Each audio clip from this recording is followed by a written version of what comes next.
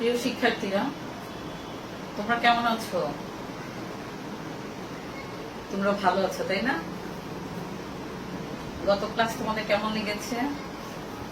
নিশ্চয়ই ভালো লেগেছে। তোমরা নিশ্চয়ই বাড়ির কাজ করেছো। আশা করি এভাবে প্রতিদিন বাড়ির কাজ করবে। ঠিক আছে, আমরা আলোচ্য বিষয়ে চলে যাই। আমাদের আজকের আলোচনার বিষয় নবম দশম বাংলা দ্বিতীয়, আজকের চ্যাপ্টার তৃতীয় অধ্যায়ের ষষ্ঠ পরিচ্ছেদ। আজকের আলোচ্য বিষয় সমাস। সুপ্রিয় শিক্ষার্থীরা, আমরা শুরুতেই জানবো সমাস কি, সমাস কাকে বলে। বা এখানে আরেকটু কথা, যে আমরা সমাস অর্থাৎ আজকের আলোচনার বিষয় শিক্ষণফল নিয়ে প্রথম আলোচনা করব। আজকের শিক্ষণফলে দেখো, সবাই হোয়াইট বোর্ডের দিকে তাকাও। শিক্ষণফলে 1 আছে সমাসের সংজ্ঞা বলতে পারবে, 2 সমাসের প্রকার সম্পর্কে ধারণা লাভ করবে, 3 তৎপুরুষ সমাস কয় প্রকার ও কি কি উদাহরণ সহ বলতে পারবে, 4 কর্মধারয় সমাসের প্রকারভেদ সম্পর্কে উদাহরণ সহ বলতে পারবে, 5 বহুব্রীহি সমাসের প্রকারভেদ সম্পর্কে ধারণা লাভ করবে, 6 বহুব্রীহি সমাসের ব্যবহার বলতে পারবে, 7 অব্যয়ভাব সমাসের ব্যবহার বলতে পারবে। সুপ্রিয় শিক্ষার্থীরা, শিক্ষণফলের পরে আমরা সরাসরি ক্লাসে চলে যাব। আজকের আলোচনায় আমরা প্রথমে আসব সমাস, সমাসের সংজ্ঞা। সমাসের সংজ্ঞা আমরা জানি যে সমাস মানে সংক্ষেপণ, মিলন, একাধিক পদের একপদীকরণ। তাহলে আমরা কি জানলাম? সমাস মানে সংক্ষেপণ, মিলন এবং একাধিক পদের কি একপদীকরণ, অর্থাৎ 2 বা ততোধিক পদ এক পদে পরিণত হওয়ার নাম সমাস। এবার দেখো সমাসের একটা লেখচিত্র।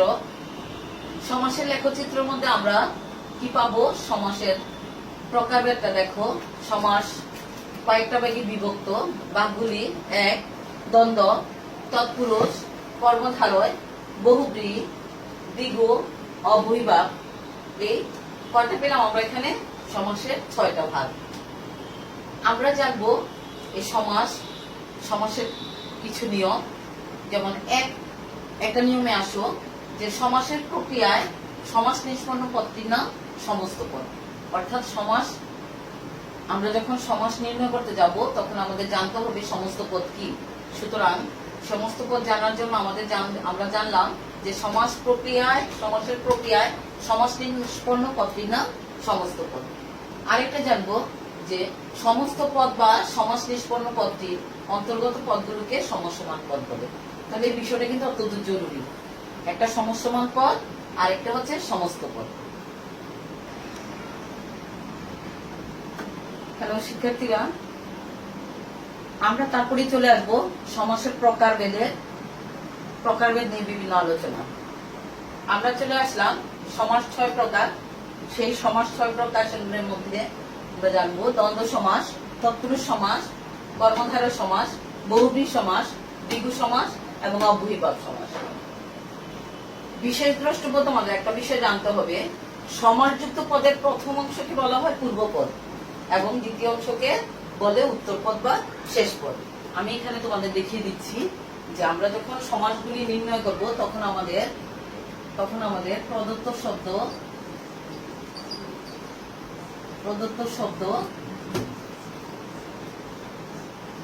বাক্য, সবশেষে থাকবে সমাসের নাম।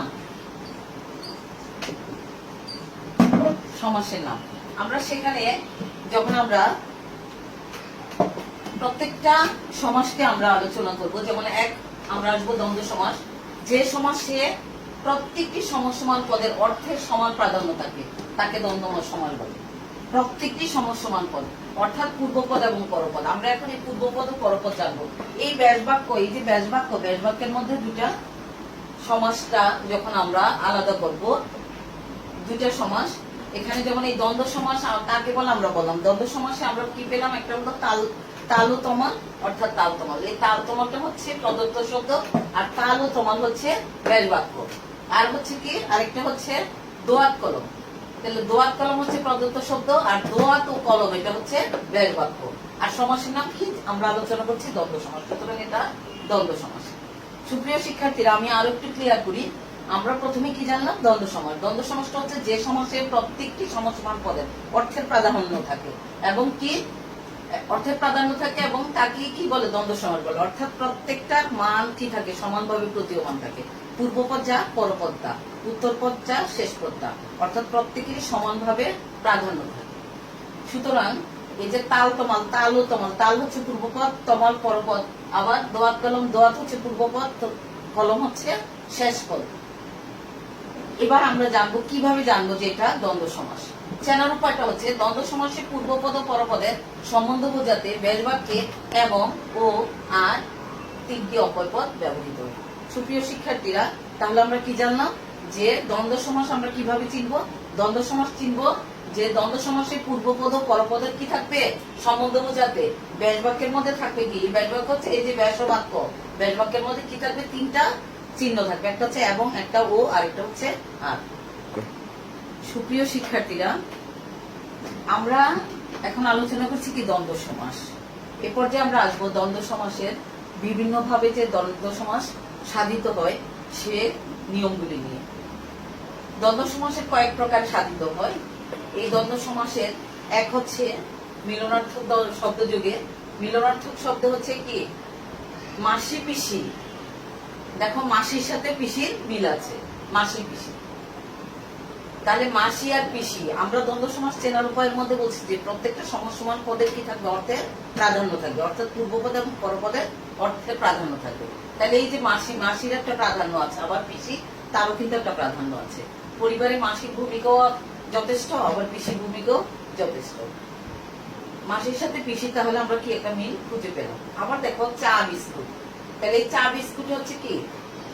মাসি পিসি যখন আমরা করব তখন ব্যাস বাক্যটা হবে মাসি ও পিসি। এটা মাসি পিসিটা হচ্ছে কি? প্রদত্ত শব্দ। আর ব্যাস বাক্যের মধ্যে হবে কি? মাসি ও পিসি। সমাসের নাম কি? দ্বন্দ্ব সমাস।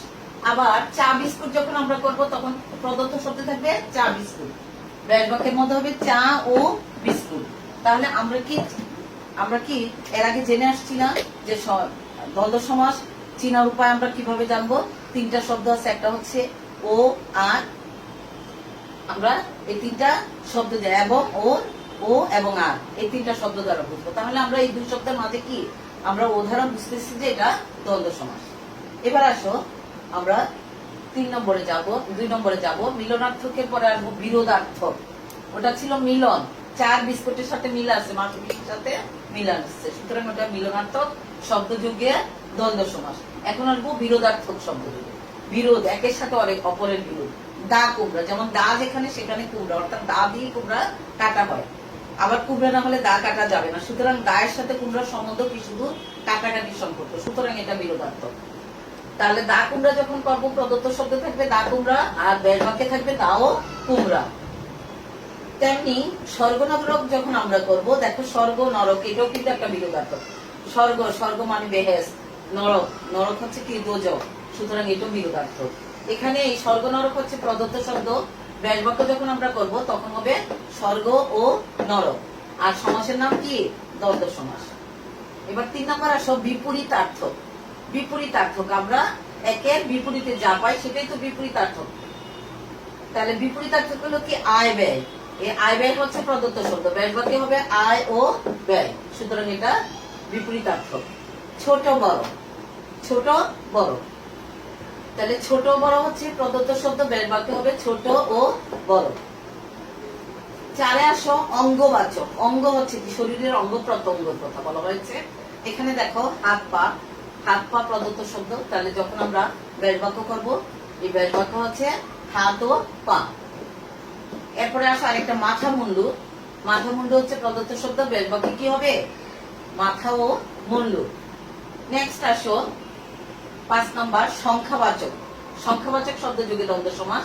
সংখ্যাবাচক হলো 1 থেকে 100 পর্যন্ত সংখ্যা। এর মধ্যে যখন সংখ্যাবাচক শব্দ যুগে দ্বন্দ্ব যখন বোঝানো হবে তখন 7-5।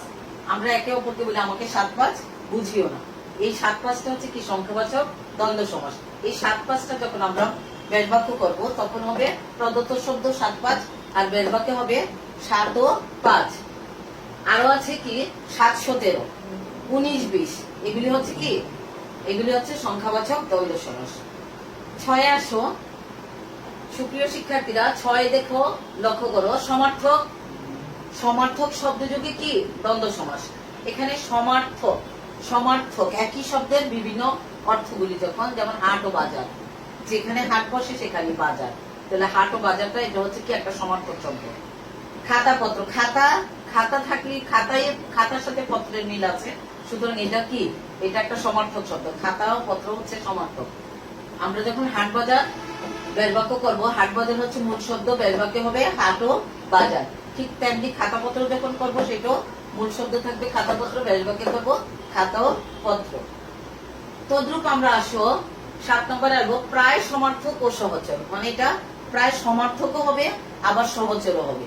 সমার্থক মানে একই শব্দের বিভিন্ন অর্থ, আবার সহচর একই সহচর, যেমন কাপড় চোপড়, কাপড় চোপড়টা প্রদত্ত শব্দ, ব্যাস বাক্যে হবে কাপড় ও চোপড়, মানে কাপড় যখন দরকার হবে কাপড় চোপড়, আমরা কি সমস্ত কাপড় চোপড়টাকে আমরা বলি কাপড় চোপড়।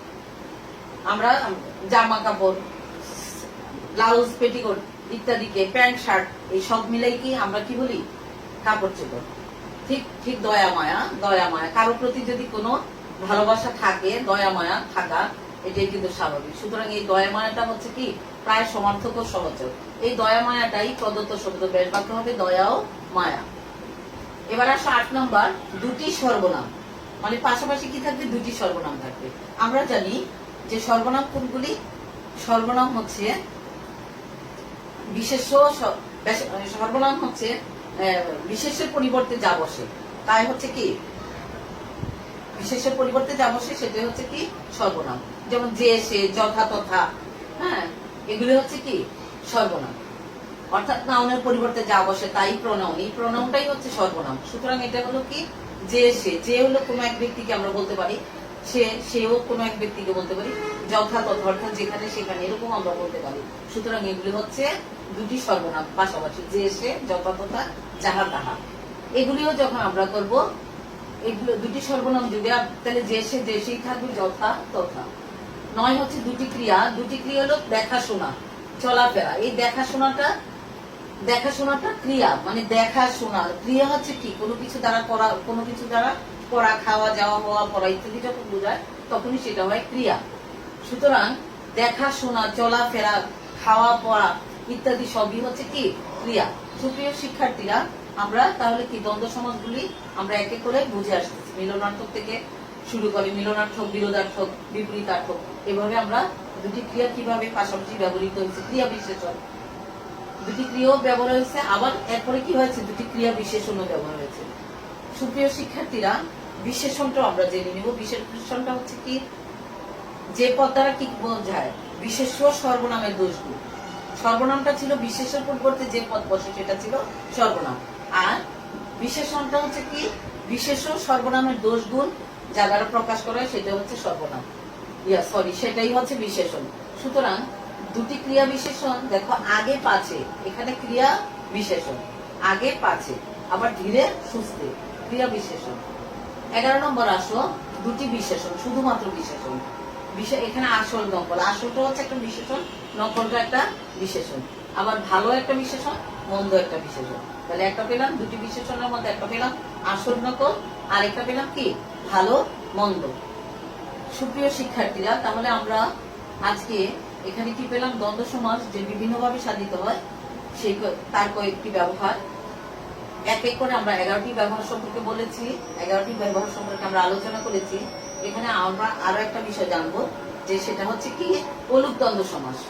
অলুক দ্বন্দ্ব সমাসে, যে দ্বন্দ্ব সমাসে কোনো সমসমান পদের বিভক্তি লোপ হয় না তাকে অলুক দ্বন্দ্ব সমাস বলে। সুপ্রিয় শিক্ষার্থীরা, তাহলে আমরা কি জানলাম, যে অলুক দ্বন্দ্ব সমাস হচ্ছে যে দ্বন্দ্ব সমাসে কোনো সমসমান পদের বিভক্তি কি হয় না, লোপ পায় না।